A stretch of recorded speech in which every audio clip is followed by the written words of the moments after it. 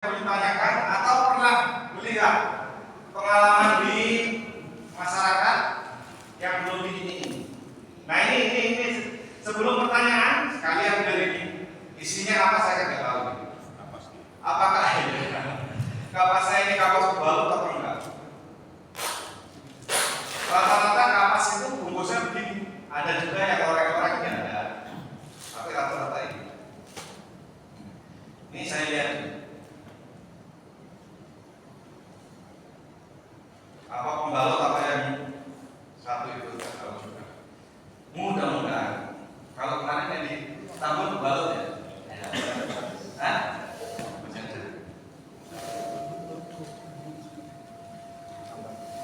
Ini bukan pembalut. Ini beda. Ini yang umpel. Ya isinya. Kalau yang pembalut yang pernah dipakai tangan. Ini contohnya. Hancur ini kalau dialui. Ini tangan kita basah.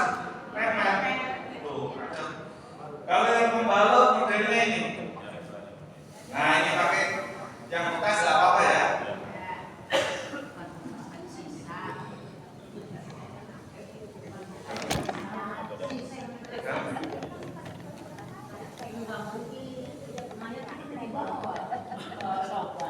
Nah ini contoh ya kapas pembalut. Putihnya beda ya.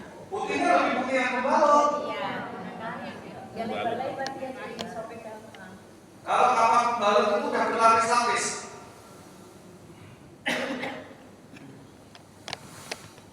Contoh ya, nih kapas pembalut itu sudah berlapis-lapis seperti ini. Tadinya begini, berlapis-lapis. Nah, tersusun rapi ya. Kenapa ini acak-acakan? Karena udah dipakai. Dipakai juga bukan dipakai jenazah, dipakai ya. Praktek. Tadinya begini, ngumpul begini lah kata-kata. Ya, sudah tertata rapi dia. Nah, kenapa ini namanya contoh? Nih, seperti ini.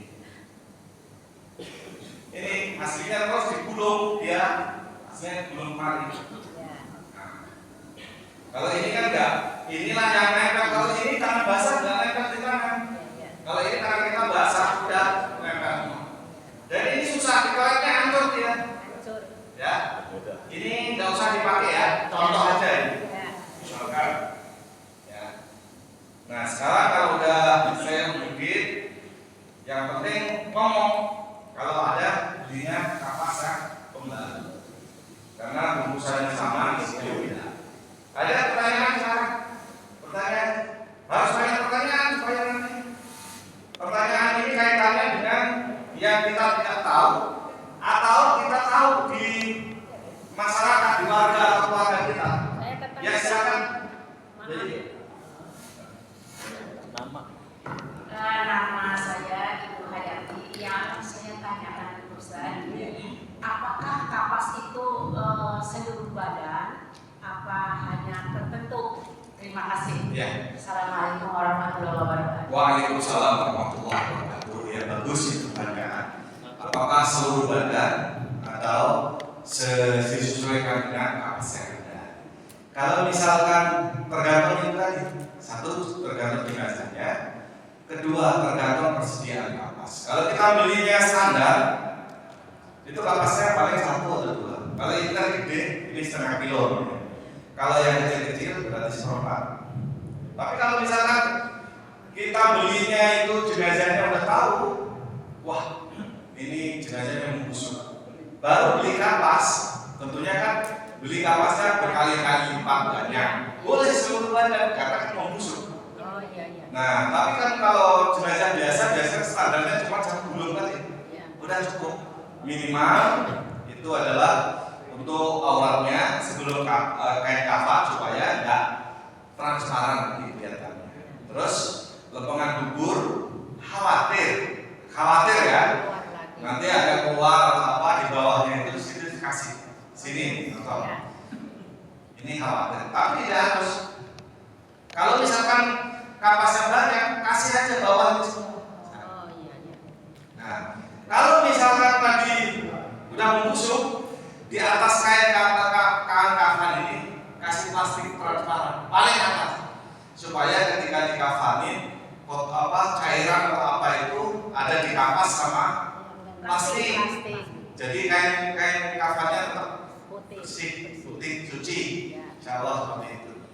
Ya, jadi lihat kondisi. Ini mau busuk misalkan, tapi udah sore, udah menjelang maghrib misalkan, kapasnya cuma sedikit, ya udah seadanya kapasnya, tapi tetap dikasih plastik, ya, menyesuaikan. Bisa dipahami itu ya. Jadi ya. Ada lagi? Ya, betul.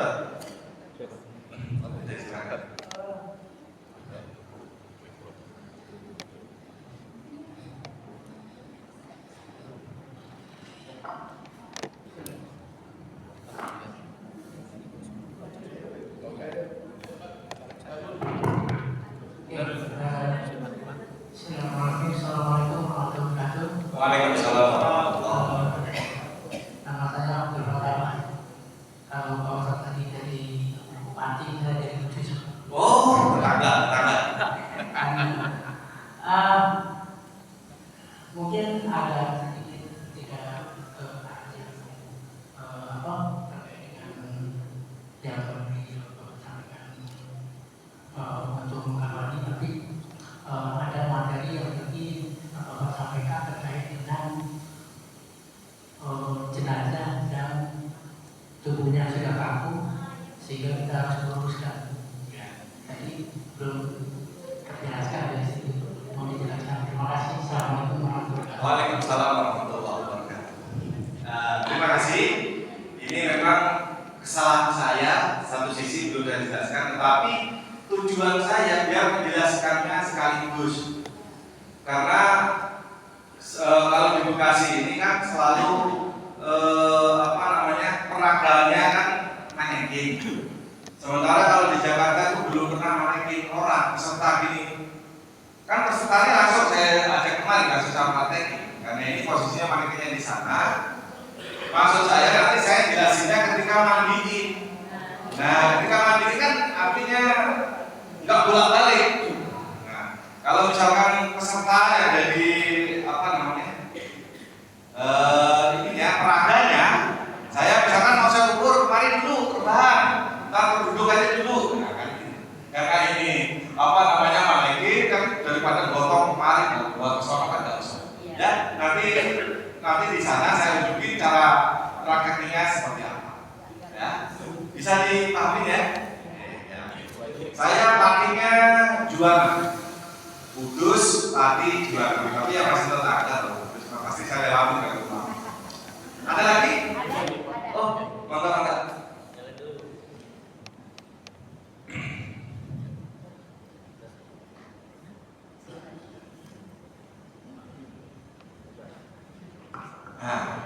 Bismillahirrahmanirrahim. Assalamualaikum warahmatullahi wabarakatuh. Waalaikumsalam. Saya Ibu Budiati ingin menanyakan hukum memandikan mayat itu, hukum memandikan jenazah dalam satu keluarga, apakah boleh? Kalau orang suami boleh memandikan istrinya, tapi bagaimana kalau anak laki-laki atau anak perempuan memandikan, yang laki-laki memandikan ibunya atau anak perempuan memandikan ayahnya? Mungkin itu ya, itu yang saya tanyakan. Wassalamualaikum warahmatullahi wabarakatuh. Waalaikumsalam warahmatullahi wabarakatuh. Ya, terima kasih Bu Haji, pertanyaannya sangat bagus. Dan ini kadang-kadang salah kaprah. Ya, saya bilang salah kaprah karena sebenarnya dianggap itu mahramnya, kemudian terus boleh. Ya. Kalau pertanyaannya terkait dengan anak laki memandikan ibunya, anak perempuan memandikan ayahnya, sebatas di luar aurat boleh. Tapi kalau auratnya nggak boleh, ya kalau yang bagus kalau misalkan anak laki sama ibunya, kalau perempuan kan semuanya kan aurat sebenarnya. Tapi anak perempuan misalkan, maaf istinjain atau nyebokin itu yang anak laki kalau punya. Kalau nggak punya anak laki, dia ambilnya. Jangan anak perempuan, karena auratnya orang meninggal sama auratnya orang hidup itu sama ya. Jadi nggak boleh. Tapi kan umumnya di masyarakat ini anak perempuan dari ibu nggak boleh. Kalau suami istri ya memang harus. hidupnya aja apa aja mau dipegang-pegang boleh, apalagi pernikahan boleh, ya dua-duanya boleh. Karena Rasulullah sama Sayyidah Aisyah dulu kalau saya meninggal duluan, ya kamu mandiin, ya gantian sama suami istri boleh, tapi jangan mantan ya. Mantan suami, mantan istri, ada juga loh ya. Udah mantan ya, datang ketika suaminya meninggal mau ikut mandiin ya jangan, orang lain udah, ya ada. Jadi nggak boleh baju ya, anak perempuan nyembokin ayahnya nggak boleh, anak lakinya apalagi nyembokin ibunya, ya. Jadi area sekitar dada aja nggak boleh, apalagi auratnya, ya. Bahkan nggak apa-apa orang tua sendiri lagi udah wafat, nggak apa-apa kan kata kita. Emang hukum bisa ditawar-tawar seperti itu? Nggak boleh ya. Misalkan, nah orang ambil jenazah aja kan harus izin, harus pakai sarung tangan dan lain sebagainya. Karena ambil jenazah itu kan wakil, makanya biasanya kalau orang Betawi itu ada ijab kabulnya. Ijabnya itu keluarganya, Pak Ustaz tolong urusin, bantu urusin keluarga saya gini. Ya kita, kalau saya ya, kita tahu kalau ambil yang lain, ya saya juga mau izin, insya Allah saya amanah.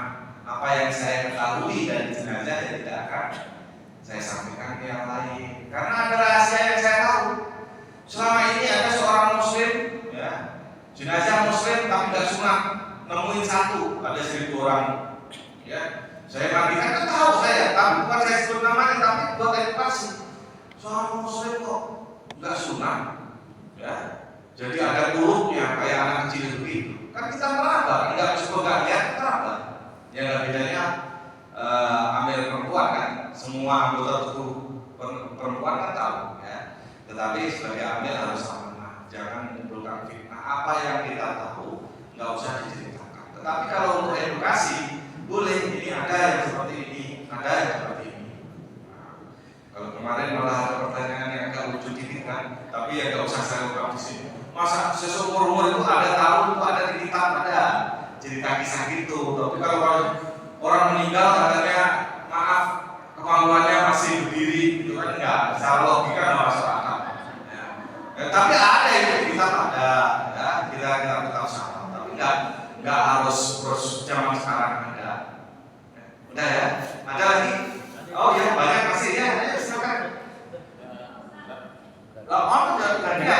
Iya. Terserah masih dulu. Ya udah sini dulu, nanti mohon maaf Pak Haji ya. Bentar. Ya.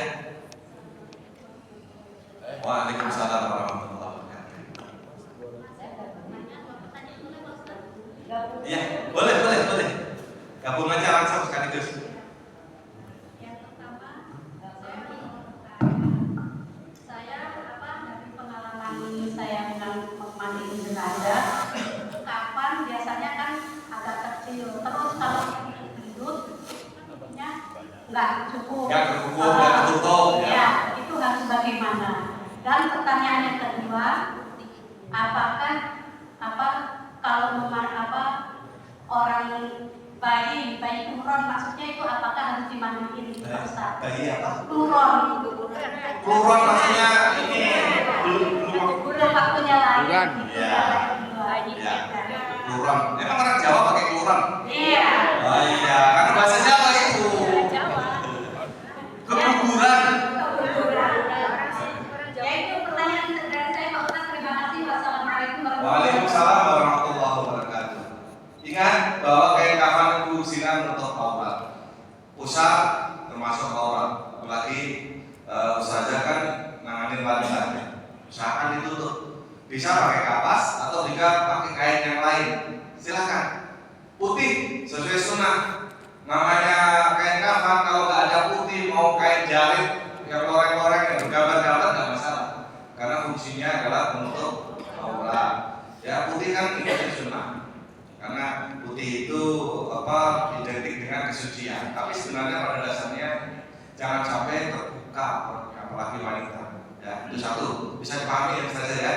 Kalau misalkan nggak ada sama sekali udah pakai kertas yang semi plastik misalkan yang penting nggak robek.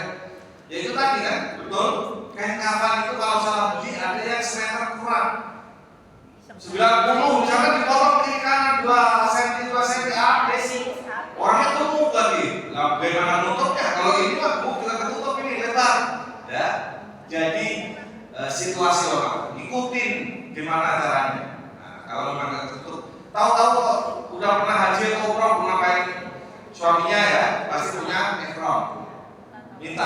kain ihram satu. Kalau ibu kan nggak punya kain ihram kan, makanya kalau misalkan suaminya tinggalin gitu, ya udah jangan dipakai suaminya semua, ya satu tinggalin, ya buat istrinya, ya karena nggak punya, ya bisa gitu. Yang kedua, ruram atau keguguran.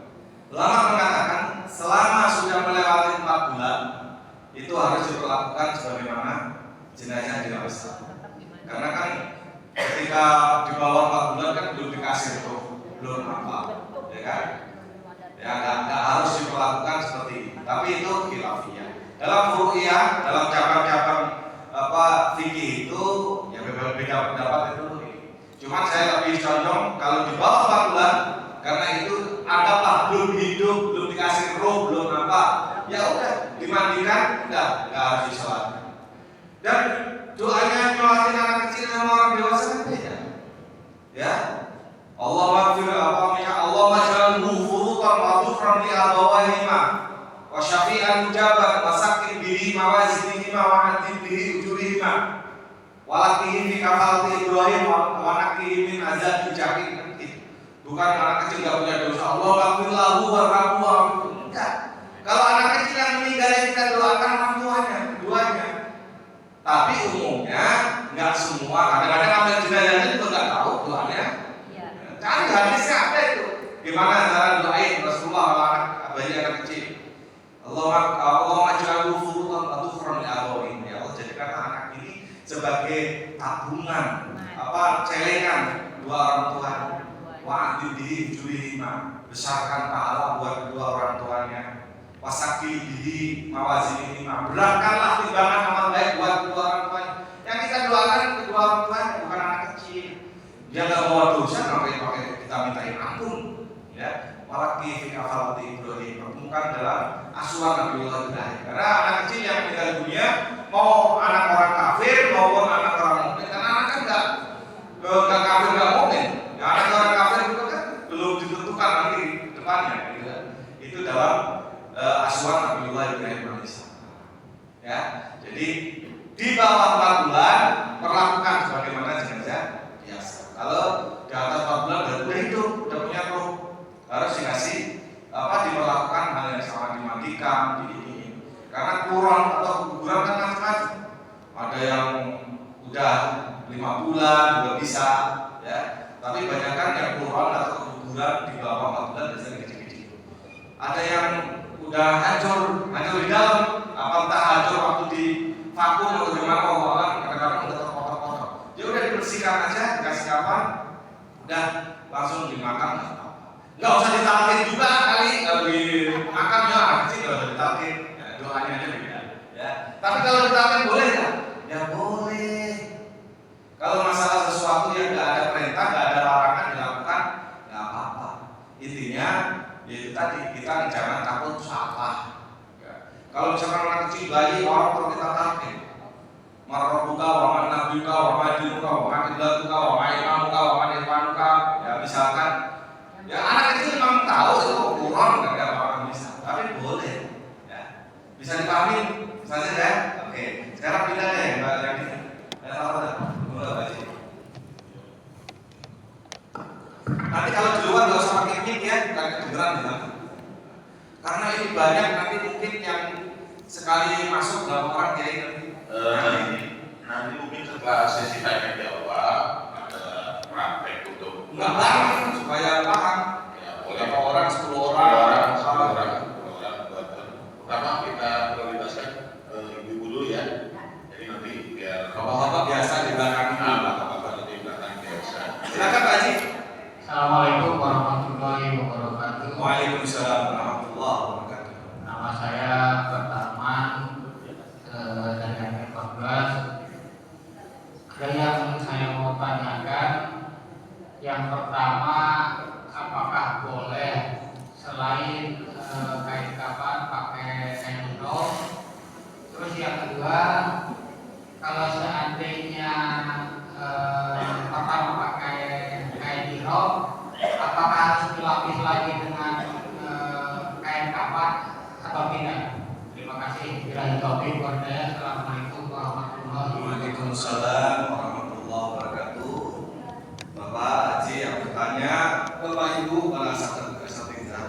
Pertanyaannya adalah apakah ketika dikafani dengan kain kafan dengan kain ihram perlu dipakai kain kafan atau tidak? Jawabannya mau dipakai kain kafan ditambahin kain kafan boleh, atau kain ihram saja pun juga boleh, ya. Karena fungsinya adalah menutup aurat. Kalau misalkan berlapis berapa lapis, sunahnya 3 lapis, yang penting hadir. Kalau 1 lapis enggak boleh, ya boleh saja, ya boleh. Yang penting tertutup. Ya, sama kayak maaf, kejadian di Aceh itu ada yang selimut langsung dibuntel aja, ya ada yang ini, nah seperti itu. Jadi kalau lebih utama tapi umumnya, karena biasanya nggak disiapin sama sahibul musibah dari awal. Rata-rata kita udah siapin semua terus. Oh iya Ustaz, ada kain ihramnya ya udah taruh di paling atasnya kafan sini. Yang satu lagi nanti ketika nutup. Ya, kadang-kadang minta 2 karena udah berkali-kali umroh. Ya kan banyak banget itu halapan. Dan itu kan kayak anduk lebarnya segini. Cukup sebenarnya 1 aja ditutup cukup. Cuma kelihatannya kan nggak umum. Nah, namanya sesuatu yang nggak umum itu nanti akan dicela orang. Enggak ini sih. Gitu. Biasanya seperti itu. Ya, boleh lagi. Boleh pakai kain kafan, pakai kain kafan boleh, atau kain ihramnya saja boleh. Dan bahkan yang aneh, giliran mau pakai kain ihram, tapi lupa naruhnya di mana ya? Cari-cari nggak ketemu-temu. Ya, mungkin ditaruh di brankas kan bisa jadi. Ada lagi? Oh, dulu ya, ini mumpungnya tadi beliau udah hadir. Silakan. Assalamualaikum warahmatullahi wabarakatuh. Waalaikumsalam warahmatullahi wabarakatuh. Saya nama Puyon Yono dari SD 14. Yang mau saya tanyakan adalah bagaimana kalau terjadi di lubang kuburan itu perlu air, Pak Ustaz? Apa air itu dikuras dulu sampai kering atau gimana? Apa dipindah ke lubang lain yang nggak ada airnya? Itu aja. Assalamualaikum warahmatullahi wabarakatuh. Waalaikumsalam warahmatullahi wabarakatuh. Ini pertanyaan yang bagus, ya, yang bagus. Pertanyaannya apakah ketika ada air atau dikeringkan dulu atau tidak? Ada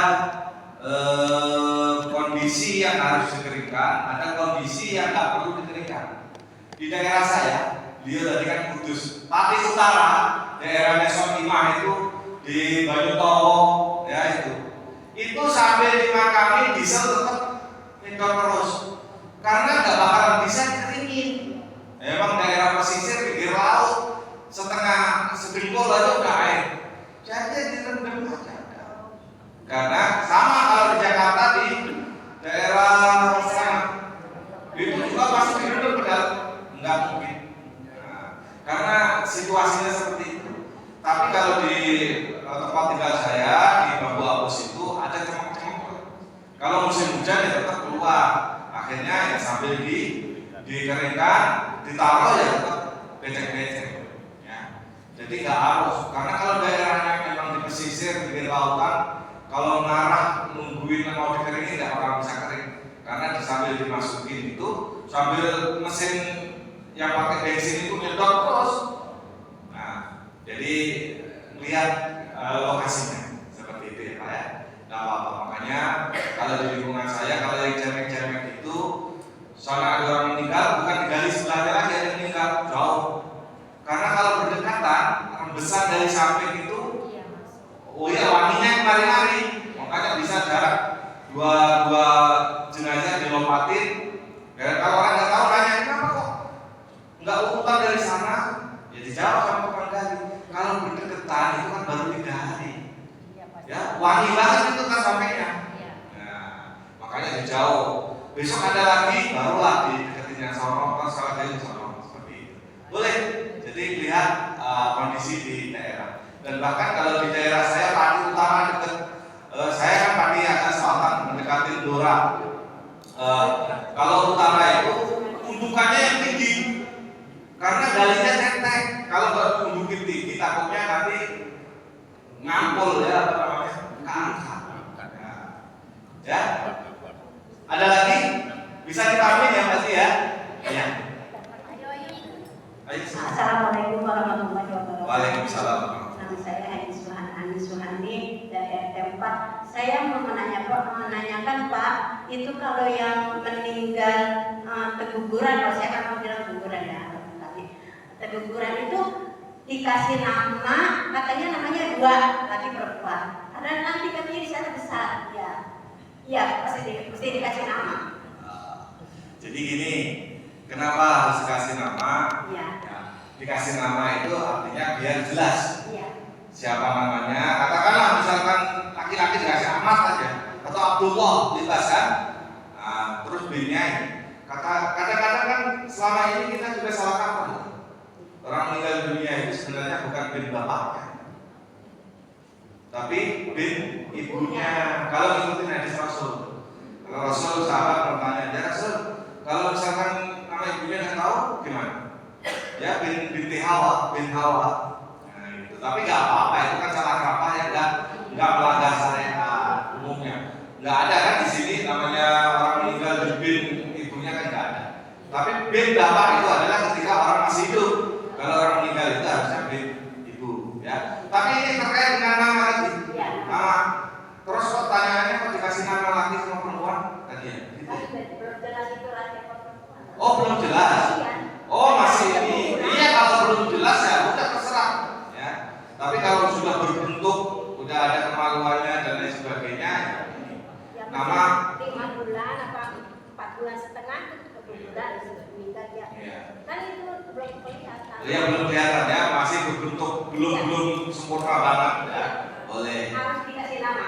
Enggak harus juga sebenarnya sih. Ini kan umumnya saja. Nanti ketika biasanya mau orok mau apa itu kan adat kita kalau berdoa kan disebut anak ini siapa lah si misalkan si Neng. Padahal itu manggil anaknya yang keguguran kan Neng bin ini. Padahal kan kalau yang masih keguguran kan nggak boleh didoain. Itu biasanya. Nah tapi kalau nggak dikasih nama seperti mana kita mau menyebut? Iya kan kita yang orang tuanya nih. Iya. Kita orang tua ibunya. Berarti kita yang ngasih nama sendiri. Gitu. Iya. Tapi kalau sebutannya harus kan berarti wajib kalau harus. Ya. Karena itu kebiasaan kita, ya kan? Kebiasaan kita dikasih nama. Dan kan secara logika gitu kan kalau kita mau kirim doa atau mau nginget anak kita kan dikasih nama supaya kita ingat. Kalau nggak dikasih nama dan namanya kan nggak harus sih. Ada juga yang namanya dibikinin meskipun kegugurannya hari apa, bulan apa disesuaikan. Nah, boleh ya. Kalaupun enggak karena nggak kelarang dalilnya. Kalau nggak dikasih nama terus ini saya belum menemukan ya. Kalau yang anak keguguran yang di bawah usia 4 bulan katakanlah terbebas dari segalanya ya. Ya kalau nanti di alam akhirat lah sama, mau yang laki-laki mau yang nenek-nenek. Makanya ketika ada seorang ibu nenek-nenek datang pada Rasulullah, ya Rasulullah, apakah saya nanti ini bercandanya Rasulullah gitu? Apakah saya nanti bisa masuk surga ya Rasulullah? Kata Rasulullah, nenek nggak bisa masuk surga, nenek nggak ada di surga. Nangis ya.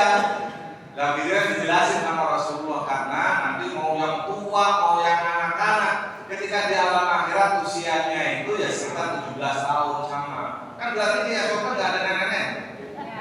Makanya ya sekarang merasa nenek-nenek nggak usah bersedih hati. Nanti akan muda lagi. Begitu juga ya kakek-kakek. Iya. Ya. Jadi sama nanti usianya sama. Mana ada lagi? Nah ini Pak Haji yang mau ngomong ini, tanyanya jangan susah-susah Pak Haji ya. Assalamualaikum warahmatullahi wabarakatuh. Waalaikumsalam. Nama saya Bapak Kembali Sampai. Pertanyaan saya ada 2 nih Ustaz. Yang pertama, bagaimana yang kena musibah contohnya di Aceh Ustaz sama dan kebakaran? Itu kan antara perempuan sama laki kan kita nggak tahu beda ya. Apakah jadi satu? Karena kebakaran itu bentuknya kan ada kurang dan jadi daging gitu Ustaz. Apakah perlu dimandiin? Yang pertama Ustaz. Yang kedua, saya alami Ustaz. Kebetulan saya pengurus RT Ustaz. Jenazah ini itu bengkak Ustaz dan ada lukanya. Ya, apa perlu dimandiin? Gitu. Itu aja pertanyaan Ustaz. Assalamualaikum warahmatullahi wabarakatuh. Waalaikumsalam warahmatullahi wabarakatuh. Terima kasih Pak Hamdan Dua mazhab diambil beliau semua. Cuman kalau Hambali Imam Ahmad bin Hanbal kan muridnya Imam Syafi'i. Bukan Syafi'i Hambali, tapi beliau namanya Hambali Syafi'i. Ya nggak apa-apa, ini nama saya plesetin. Pertanyaannya dua, apakah yang udah kebakar laki perempuan terus sudah bisa mengetahui jenisnya yang mana, udah campur manusia, jadi masalah karena nggak tahu sesuatu yang, karena dalam agama itu sesuatu yang nggak tahu itu kan nggak dosa. Kita misalkan makan daging yang diharamkan kita nggak tahu, ya nggak apa-apa, ya sama kayak itu tadi. Terus kedua, apakah harus dimandikan? Kalau dimandikan rontok semua, sama seperti yang di awal saya sampaikan, nggak usah dimandikan, ya karena rontok. Kalau yang kebakarannya itu udah 90% dan matang semua itu, diangkat aja bisa copot itu kaki, karena matang udah. Karena kebakar kan macam-macam ya, ada yang berapa persen, kalau 40% baru luarnya aja, tapi dalamnya belum sampai matang. Ada juga tetangga saya ini, tetangga ini sekedar contoh, orang kerjanya taman mini, di komplek taman mini, sore-sore menjelang maghrib dandanin motor batangan, motor laki. Kemudian nyuluin tangkinya itu pakai korek, dibegini lalu leduk, rumahnya kebakar dan hancur, maksudnya udah yang rontok yang kebakar udah ini ya udah dimandikan, udah nggak sampai setengah meter itu, karena pulau kecil dan udah banyak yang copot badannya karena saking ininya, ya saking panasnya dan lamannya. Nah singkat cerita ya udah nggak usah, itu darurat. Dalam kaidah sunnika darurat tubihul mahdurat. Jadi kalau darurat itu memang nggak bisa ada jalan lain yang bisa dilakukan, ya apa adanya aja. Sesuatu yang nggak dibolehin enggak jadi boleh. Yang pertama. Terus yang kedua apa tadi? Oh ya, orang meninggal kalau lewat 3 hari masuk bengkak, ada lukanya. Apakah harus dimandikan? Dimandikan, tetapi cara memandikannya nggak usah digosok-gosok, diguyur aja supaya agak wangi. Pakai sabunnya jangan sabun batangan ya, sabun cair aja. Ya. Karena kalau udah bengkak gitu, saya ngalamin udah 3-4 kali. Mana hidung, mana ini nggak ada rata, muka rata, yang membedakan hanya bibir. Bibirin 2 di mana? Ya, lo bener gede banget, nonton itu. Tapi kalau mata itu nggak ada rata, saking bengkaknya. Nah itu juga sama. Setelah diguyurin begitu supaya ini dikasih apa namanya? Dikasih plastik transparan, terus dikasih bubuk kopi. Minyak, kalau minyak sewanginya kayak apapun nggak bisa ngilangin bau, ngasih menangan bau anunya jenazah. Bubuk kopi, setelah dicampurkan kopi, tapi kopi jangan pakai gula ya. Nanti semuanya ikut. Kopinya aja. Setelah kopi dicampurkan semua, dikasih kapas supaya nanti nggak nempel di dada. Kasih kapas. Nah di situ, karena mohon maaf, bau bangkai itu kalah sama bau jenazah. Saya kalau yang nemuin begitu, saya bernapas nggak pakai napas hidung, napas mulut, tapi nyesek juga di sini. Iya, jadi enggak, bukan karena ini hawanya ini. Jadi gimana gitu? Benar-benar. Tapi Allah punya kuasa. Saya tadi hari itu sebelum menangani jenazah itu, mendingan manggil tukang atau orang atau bahkan maaf mertua saya tolong buangin bangkai tikus. Tapi ternyata bangkai tikus itu nggak seberapa kalau dibandingkan dengan bangkai jenazah, lebih nyelak lagi, ya. Jadi diguyur-guyur aja. Tapi kalau bengkak terus sudah mau proli misalkan ya nggak mungkin kan ketika diangkat masih copot semua, gitu. Ya, nyesuaiin aja, nyesuaiin. Allah itu maha mengetahui. Kita bukan bertujuan tidak menghormati, tetapi karena tidak memungkinkan apa adanya yang ada. Bisa di Pak Haji ya, alhamdulillah. Alhamdulillah, nanti sesinya sampai jam 10:30 kurang. Mungkin ada 2 pertanyaan lagi Pak ya. Iya boleh. Nanti setelah itu praktek kurang kita keluar informasi. Monggo. Ada lagi? Ayo silakan. Ya ibu 1, sini dari bapak 1.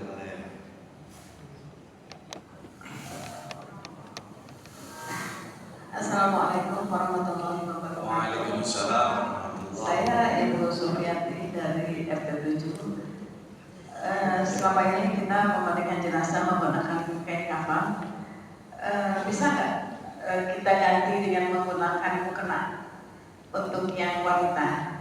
Jadi tidak memakai kain kafan tapi menggunakan mukena yang bagus untuk menutupi jenazah. Hanya itu aja yang saya bertanya. Baik. Assalamualaikum warahmatullahi wabarakatuh. Waalaikumsalam warahmatullahi wabarakatuh. Terima kasih Ibu yang mempertanyakan, bolehkah mengkafani jenazah dengan kain mukena? Ya kan? Kalau bicara boleh atau tidaknya, kita harus pahami tadi dari awal bahwa fungsi kain kafan adalah untuk menutup aurat. Nah, pertanyaannya satu, kalau pakai mukena, apakah memang nggak bisa beli kain kafan? Pertama, ya. Kedua, apakah siap dengan konsekuensinya diomongin tetangga? Itu juga harus dipikirkan. Ini kan kata Pak Ustadz boleh, saya mau pakai mukena aja anak ini. Ya silakan kalau misalkan diomongin tetangga kita siap. Karena sesuatu yang tidak lumrah, tidak umum itu biasanya akan menjadi viral. Ya, ketiga, tidak mengikuti sunnah, ya kan? Sunnahnya kan kafan. Namanya kafan lembaran tinggi. Tapi kalau masalah pertanyaannya intinya itu boleh atau enggak, berarti jawabannya boleh. Yang penting tertutup auratnya. Cuman satu pertanyaan, mukena itu kan kurung ya. Kira-kira susah itu masukinnya? Iya, kalau misalkan memungkinkan nggak apa-apa. Makanya ini baju gamisnya aja kan dipotong kiri kanan. Makanya pakai digulung dulu supaya nanti bisa masuk. Itu nggak apa-apa. Ya, kayak orang non muslim aja, saya lihat di YouTube itu, ternyata pikir saya pakai jas itu dipakai, itu nggak tahunya disobek juga sininya. Celana juga disobek, cuman atasnya doang kelihatannya. Karena kan susah makainya. Ya, saya lihat itu. Ya, pikir saya pakainya gimana ya? Jos pakai nggak tahunya disobek bawahnya, cuma dimasuk-masukin gini. Ya. Nah ini kalau mukena kan kurung ya. Kalau mukenanya sambungan, kalau mukenanya yang kayak model dulu, orang-orang Jawa dulu kan langsungan dari atas ke bawah. Itu kan tentu merepotkan. Kalau bolehnya karena yang ditanyakan boleh apa enggak? Boleh. Tapi satu, tidak mengikuti sunnah. Dua, harus siap diomongin tetangga, pasti wah ini sesat. Iya, masa pakai mukena? Iya, sesat. Ya, kalau apa ya? Boleh. Ayo silakan, tadi mau tanya. Satu lagi. Ya silakan.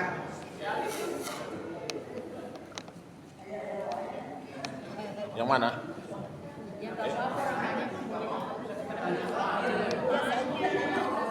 Boleh, nanya kan apa aja boleh. Ya silakan. Assalamualaikum warahmatullahi wabarakatuh. Waalaikumsalam. Tas namanya 3 dibuang, tukar di atas tukar, 3 kain kafan di samping, di atasnya beli kapas harus kapas kembali. Ditanyakan apa?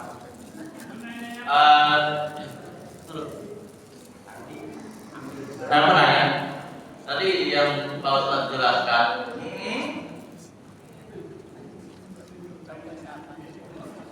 kopi ditaburin baru dikasih kapas atau sebelum dikasih kapas? Itu paham saya enggak? Ini mohon maaf, saya perjelas. Saya ingin pertanyakan terkait dengan kapas, terus kain kafan, kopi. Apakah di kopi dulu baru kapas atau kapas dulu baru kopi?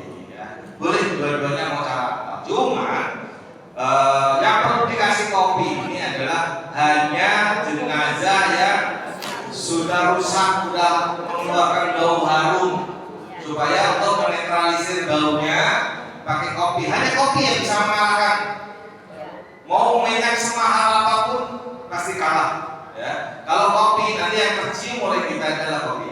Nah, kalau misalkan habis kain kafan dikasih plastik. Nah, habis plastik yang bagus adalah kopinya. Kenapa kok kopinya dulu? Karena setelah kopi kita kasih kampas supaya kopinya nggak nempel di badan jenazah. Kalau kampas dulu baru kopi, nanti kan kopinya nempel di jenazah.